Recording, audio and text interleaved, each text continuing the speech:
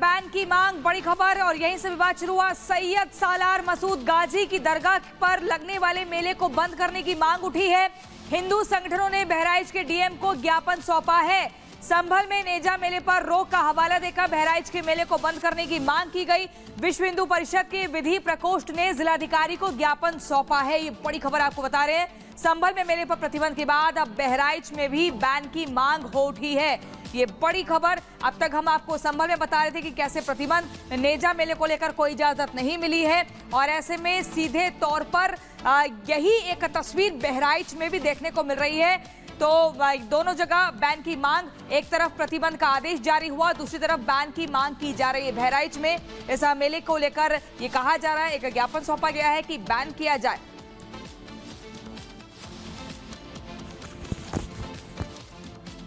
और ऐसी बीच अगली खबर, जम्मू कश्मीर में आतंक की कमर तोड़ने के लिए एनआईए ने बड़ा एक्शन लिया है। केंद्रीय एजेंसी के टारगेट पर ऐसे लोगों को रखा गया है जो घुसपैठियों को ग्राउंड पर मदद देते हैं। करीब दर्जन भर ठिकानों पर छापेमारी की गई है।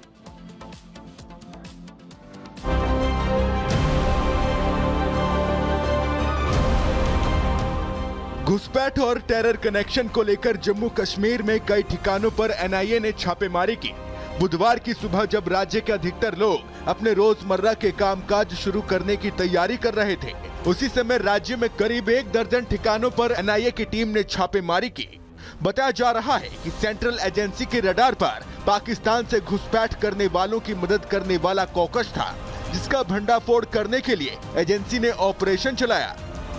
जानकारी के मुताबिक एनआईए ने मुख्यतः जम्मू क्षेत्र में सर्च ऑपरेशन चलाया। करीब 1 दर्जन ठिकानों पर एनआईए ने छापेमारी की। राज्य में एक्टिव घुसपैठियों की मदद करने वाले कॉकस के बारे में मिले इनपुट के आधार पर एनआईए ने छापेमारी की है।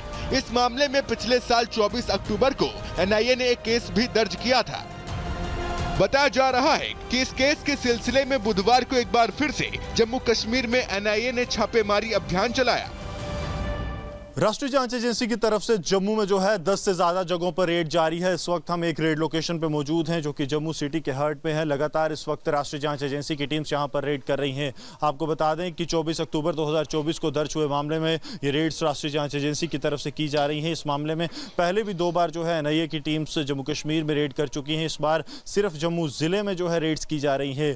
ये जो केस है इसमें 2 मामले जुड़े हुए हैं। एक मामला है जो पाकिस्तान से आतंकी अंतर्राष्ट्रीय सीमा से घुसपैठ कर और दूसरा है कि पाकिस्तान से जो आतंकी लाइन ऑफ कंट्रोल यानी कि नियंत्रण रेखा से घुसपैठ कर भारतीय सरजमी पर पहुंच। 370 हटने के साथ ही जम्मू कश्मीर में आतंक की कमर टूट गई थी, लेकिन शांति के दुश्मन पाकिस्तान को राज्य की खुशहाली से हमेशा बैर रहा है। इसीलिए पाकिस्तान और उसकी खुफिया एजेंसी आईएसआई अब घुसपैठियों को भारत में भेजने के लिए नया टेरर मॉड्यूल बनाने की कोशिश कर रहा है। सूत्रों का दावा है कि जम्मू कश्मीर में पाकिस्तान की तरफ से आतंकियों की घुसपैठ की कोशिशें होती रहती हैं। घुसपैठ में सफल होने वाले आतंकियों की मदद के लिए राज्य में नया मॉड्यूल बनाने की कोशिश हो रही है। ये मॉड्यूल घुसपैठियों को शरण, आर्थिक मदद और अन्य सुविधाएं देने का काम करता है, जिससे घुसपैठिए राज्य में कदम जमा सकें और आतंकी मंसूबों को अंजाम दे सकें। आतंकियों के इन मददगारों को आईएसआई फंडिंग करती है।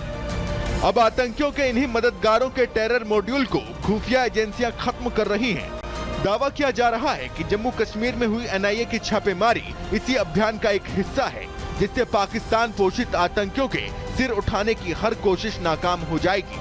Bureau report, Republic Bharat.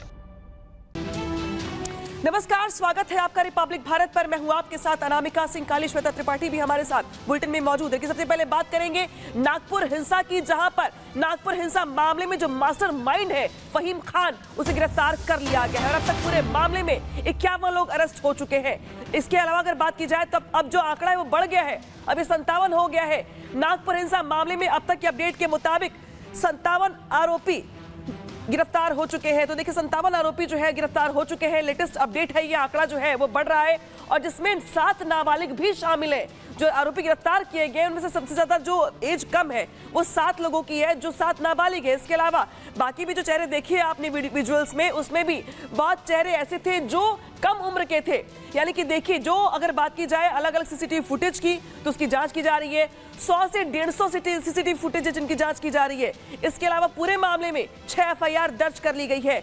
100 से 150 लोगों की पहचान की गई है जो लोग हिंसा में शामिल थे। इसके अलावा अगर बात की जाए अपडेट के अब तक के, तो 57 आरोपी गिरफ्तार हो चुके हैं। तो देखिए, जो उसका मास्टरमाइंड है फहीम खान, उसे भी अरेस्ट कर लिया गया है। इसके अलावा 57 आरोपी कुल अब तक अरेस्ट हो चुके हैं पूरे मामले में। पुलिस की ओर से धरपकड़ लगातार जारी है और यही वजह है कि जो आंकड़ा है गिरफ्तार लोगों का वो बढ़ता ही जा रहा है, क्योंकि जिस तरीके से अगर बात की जाए तो अब तक पूरे मामले में 1250 लोगों के खिलाफ केस दर्ज किया गया, जिसमें से अज्ञात भी कई चेहरे हैं। 6 एफआईआर रजिस्टर हुई हैं, मतलब उस जन्म में जो लिंक्ड हैं उसमें। तो जो 6 जो एफआईआर हुई हैं अभी तक उन सब में कार्रवाई चल रही है।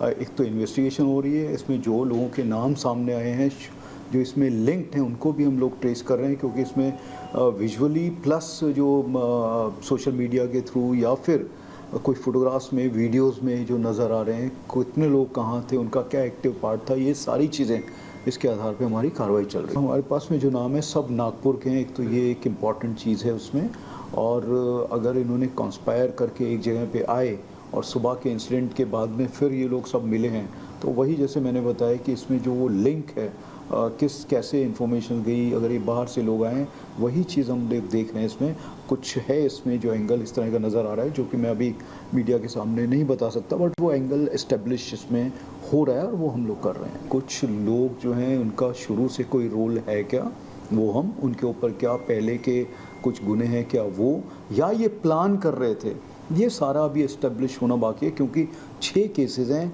6 केसेस में किस तरह से एक दूसरे के साथ में कोई लिंक जो भी है, वो लिंक में आपको सारी इन्फॉर्मेशन, क्योंकि इमीडिएटली नहीं हो पाएगा, हमको भी इन्फॉर्मेशन बाहर से बुलानी पड़ती है, उसके आधार पे जो है मैं आपको बता पाऊँ। तो 6 एफआईआर अभी तक हो चुकी है इस पूरे मामले में, और एक्शन कैसे लिया जा रहा है ये इस वक्त नागपुर से हमारे साथ मीनाक्षी बताएंगी।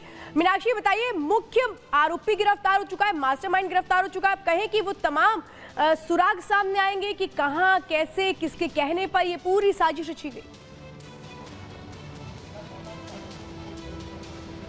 बिल्कुल, देखिए, जो हिंसा का मुख्य मास्टरमाइंड बताया जा रहा है फहीम खान, उसकी गिरफ्तारी हो गई है और अब कोर्ट ने भी उसे भेज दिया है कस्टडी में, जहां पर पूछताछ होगी। और 21 मार्च तक की जो कस्टडी मिली है, तो ये तय है कि कहीं ना कहीं कुछ नाम और निकल करके सामने आ सकते हैं कि किन किन लोगों को किस किस तरीके से उसके द्वारा बुलाया गया था, किस तरीके से इस पूरी हिंसा को क्या पूर्व नियोजित तरीके से पहले से ही रच लिया गया था ताकि इस शहर को अशांत किया जा सके। देखिए, मैं जिस जगह पर खड़ी हुई हूँ, ये नागपुर का सेंट्रल है।